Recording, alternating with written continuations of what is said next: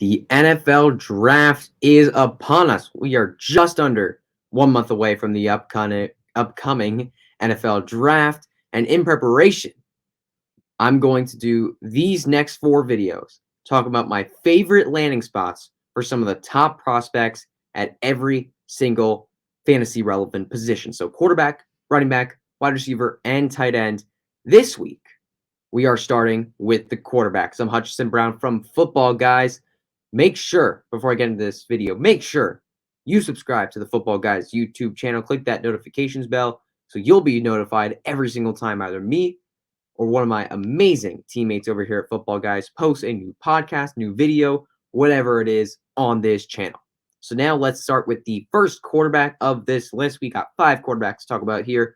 The first one, personally, my favorite quarterback of this draft class is Malik Willis out of Liberty.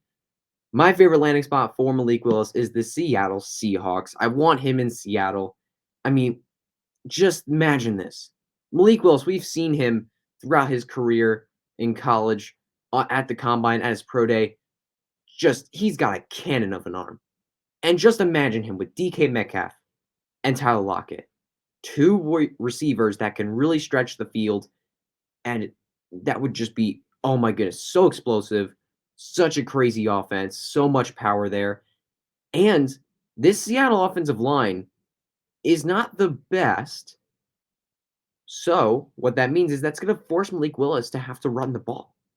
You're going to have to run the ball if you're Malik Willis here. I mean, you're going to be running for your life a lot of the time, which does suck because you'll have less time to hold on to the ball and try to get deep. But when we're talking about fantasy production for quarterbacks, we like rushing yards. And if Malik Willis is running all over the field, that's going to be good for fantasy. So Seattle Seahawks would be my favorite spot for Malik Willis. And I feel like this landing spot is probably the most likely for a quarterback to start week 1. Or at least Malik Willis to start week 1. I feel like Malik Willis in this spot is most likely to start week 1. So I like this spot a lot for Malik Willis. Now let's move on to Kenny Pickett out of Pittsburgh. For his landing spot, I really like the Detroit Lions. The Detroit Lions know Jared. They know after 1 year watching, Matthew Stafford, their former quarterback, win a Super Bowl and watch them lose a ton of games. Like, they know Jared Goff is not the answer.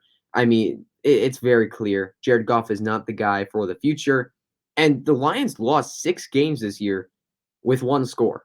Like, they lost 6 games of 8 points or less. So they were in contention for a lot of games. They only have a few pieces left until they're really ready to win. And one of those needs is quarterback. Kenny Pickett is the most polished passer of this class, and he could step right in, start week 1. I would prefer him to wait behind Jared Goff for 1 year until the Lions are really ready to start competing, and then let Kenny Pickett come in after a year of learning and training and getting ready. But Kenny Pickett in this situation could absolutely compete and start week 1. So let's move on to the third quarterback here on this list. I want to talk about Matt Corral. I want Matt Corral in the Panthers. I don't think, because I feel like Kenny Pickett and Malik Willis are going to be the 2 quarterbacks I really look at in this draft. The rest are kind of all dart throws for me. Matt Corral, I want him on the Carolina Panthers because in Ole Miss, he was just in a very, very quarterback-friendly offense.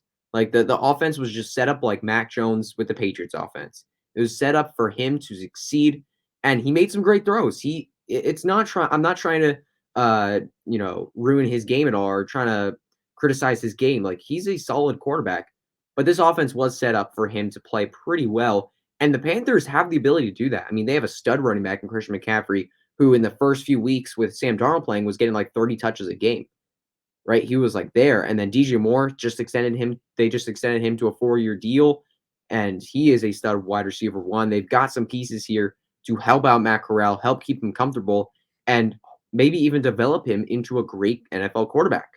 So I would really like Matt Corral on the Panthers. And next one here, these last 2, these guys, I want them sitting behind. I don't want these guys starting week 1. I want them sitting and learning. The first one I want to talk about is Sam Howell out of North Carolina. I want him going to the Commanders. The Washington Commanders. Like, the Commanders, I mean, they did give up some draft capital, not much, for Carson Wentz. But, I mean, based off what Carson Wentz has done, they probably know he's not the future of the team. Maybe he gets this 1 year going for them as like a bridge quarterback, but they know he's not the answer. I feel like they're gonna bring in a quarterback here, and I feel like Sam Howell would be the right one to bring in out of North Carolina. Just let him sit, become a polished passer. He has a nice arm. He has nice arm talent, but it's inconsistent. It's a bit on and off. He has some athletic ability. So Sam Howell is someone that I would want to sit behind Wentz, learn a little bit, and then come out. And he's gonna have Logan Thomas, scary Terry McLaurin.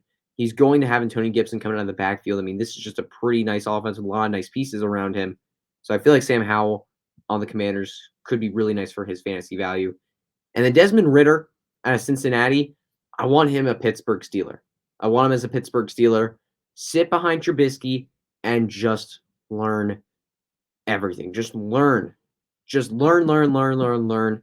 I mean, Mike Tomlin coached Big Ben for a while. He knows a good quarterback. He knows how to help out a good quarterback.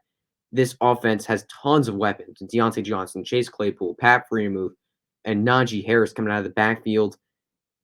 Like, this is just a loaded offense. And Desmond Ridder in Cincinnati, after sitting behind Trubisky for a year or two, would be unbelievable. I feel like he could come out and absolutely rock the NFL after a year or two of sitting out behind Trubisky, learning with this offense. I would be very, very excited for Desmond Ridder in a couple of years.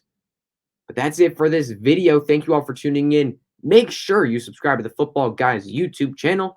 Click that notifications bell so be notified every single time either me or my amazing teammates over here at Football Guys post a video, podcast, or whatever it is on this channel. So next week, we're going to be talking about running backs. We're talking about 3 running backs. Or no, hold on. I have no idea how many running backs we're talking about, but we're talking about some running backs next week and the favorite landing spots. See you guys next week on Tuesday.